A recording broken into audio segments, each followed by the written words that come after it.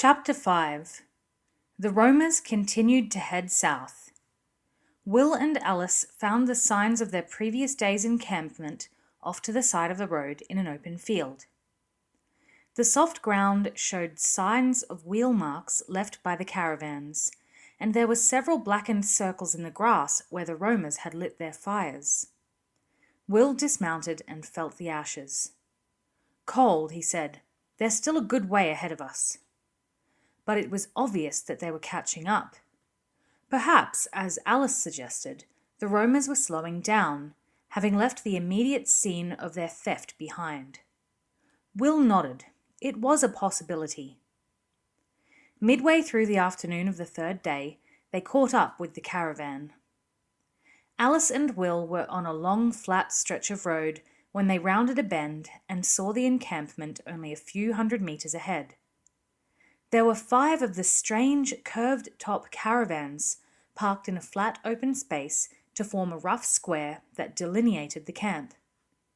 People were moving from one to another, and several fires were sending slow spirals of grey smoke into the air. Somewhere, someone was playing a zither. The music was in a haunting minor key, and the rhythm had a stirring, strangely foreign feeling to it. Alice's first instinct when she saw the camp was to curb her horse, but Will saw the movement of her hand on the reins and stopped her in time. "Keep riding," he said. "We don't want them to think we were looking for them. We'll head for that village on the hill." They could see the roofs of a small village above the trees. More wood smoke rose from their chimneys. Will studied the roamers' camp as they rode slowly past. There were several dogs visible, but none of them showed Ebony's distinctive black and white colouring. One of them barked half-heartedly at them and was rewarded by a kick from a roamer passing close to it. It whined and scuttled under a caravan. "Should you be looking at them?" Alice asked. "Won't it give us away?" Will shook his head. "It'd be more unnatural to ignore them," he said. "They're used to strangers staring at them. If we looked straight ahead, they might suspect something." He could make out more detail now. The horses that had pulled the caravans were enclosed in a small pen, surrounded by a hastily erected wooden fence, long beams placed over X-shaped supports. To one side, 3 women were bent over a large tub, working busily. As he watched, one of them stood, wrung out a brightly coloured shirt and pegged it onto a rope line strung between 2 trees. Then she went back to washing another item. Already several shirts and items of underclothing hung damply on the line. "Washing day," Alice remarked. "Looks like they may be settling here for a few days," Will said. "Not surprising. They've been moving fast since they left Wensley. They're probably ready for a rest." 4 men sat around a fire on low stools, passing a flagon from hand to hand. They stared at the 2 travellers as they rode slowly past. Even at a distance, the 2 young riders could sense the unfriendliness in the stares. "Looks like visitors aren't welcome," Will said. They were past the camp now, and it would be showing too much interest if they were to turn in the saddle and stare back at it. But Will now had a good idea of the layout. "I would have thought they might have camped closer to the trees," Alice said. The camp was surrounded by several hundred meters of open ground on all sides. They'd get more shelter then. Will shook his head. "Staying out there on open ground makes it that much harder to get close to the camp without being seen," he pointed out. "Holt was right about these people. They're not going to be easy to fool." He had already decided that he would come back to the camp that night to reconnoitre. But now he had some misgivings.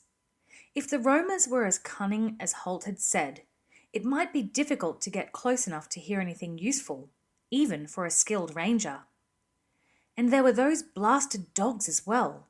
They'd be prowling the campsite at night, on the alert for strange sounds or smells. Dogs could make things very difficult for an honest intruder, he thought wryly. The village on the hill had a small tavern, but no inn.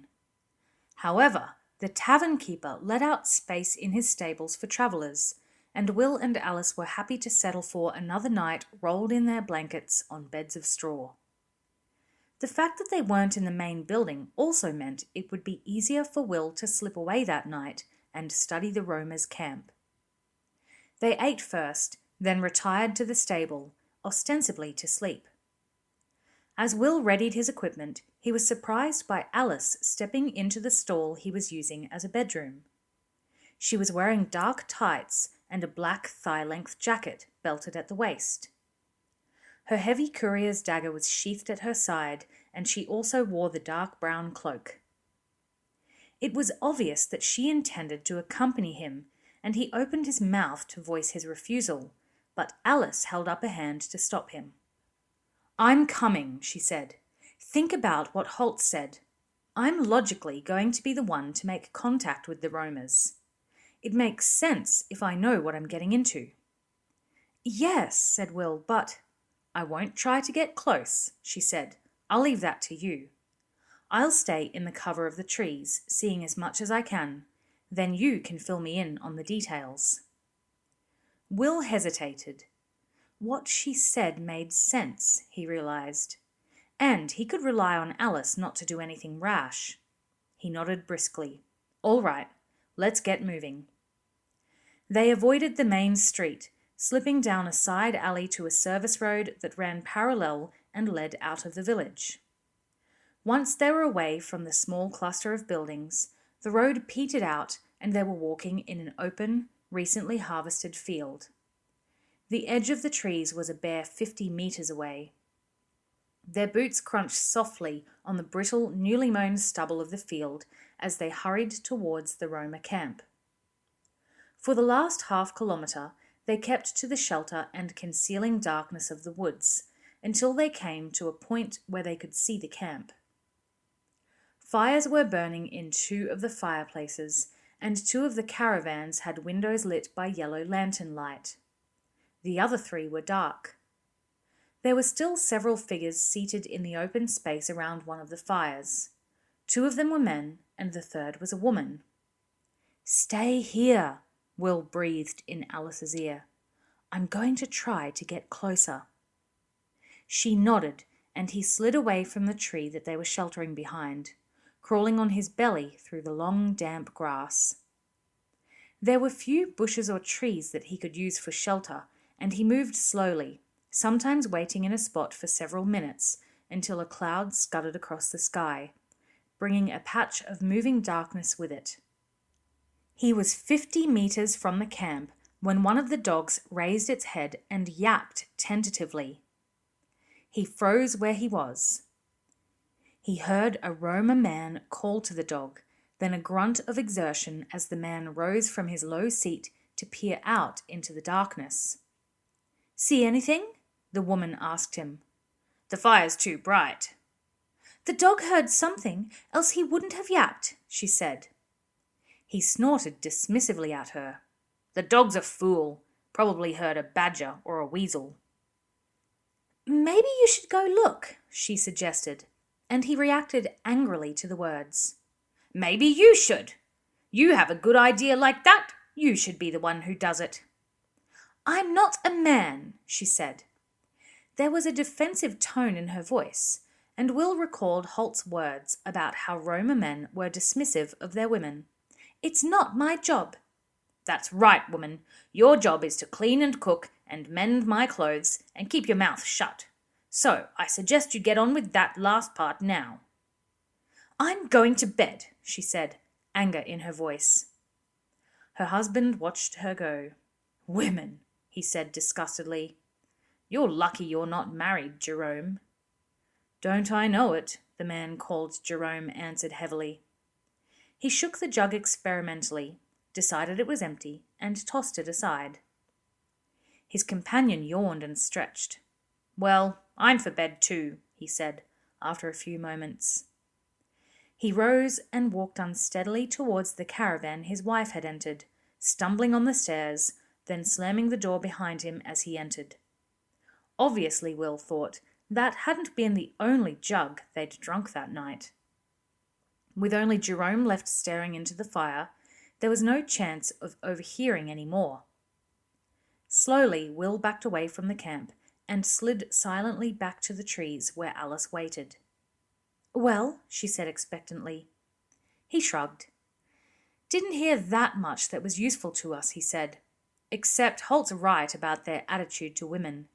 It seems Roma women aren't expected to have an opinion on anything." "So what will we do?" Alice asked.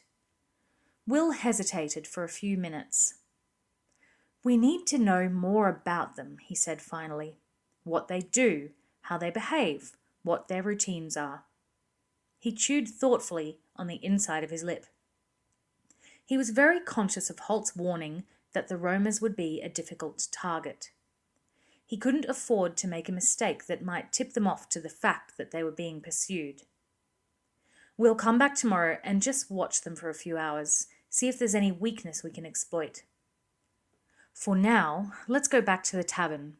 I could use a cup of coffee to warm me up." Staying low, they crept quietly away, heading back into the trees. When they could no longer see the lights of the camp through the thick screen of tree trunks, they straightened and picked up the pace. Back at the village, they slipped unnoticed into the tavern. It was late, but there was still a dozen customers drinking and talking loudly. 3 men sat at a table near the bar playing dice. As Will and Alice waited for their coffee, Alice watched the progress of the game with mild interest.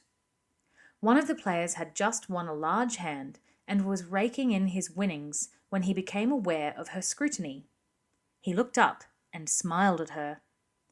After all, he was in a good mood, and Alice was a remarkably beautiful girl. "Evening, gorgeous," he said to her. "Looks like you brought me luck. Care to sit with us?" Alice smiled at him. His tone was friendly, and she could hardly expect courtly manners from a simple farm worker. "Afraid not," she said. "My boyfriend might get lonely." "He can join us too," said one of the other players. "We always welcome strangers, and their money."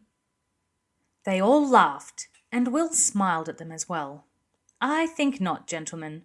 My purse is too thin already." "Not fond of gambling?" the third man at the table asked, and Will shook his head, smiling sadly. "Too fond of it, I'm afraid. That's why my purse is too thin." That elicited a sympathetic laugh from the gamblers. They knew that condition all too well. "Pity about that," said the first man to have spoken. "You'd have a chance to win some big money on 7-day. There's a But before he could complete the statement, one of the others seized his wrist. "That's enough now, Randall," the other man said hastily. "No need to go blabbing about it to the world." "What? Oh no, sorry." The man seemed taken aback by the warning. He dropped his eyes from Will's gaze. "Forget I spoke," he mumbled. His friend smiled apologetically. Randall here runs on a bit at times, young fella.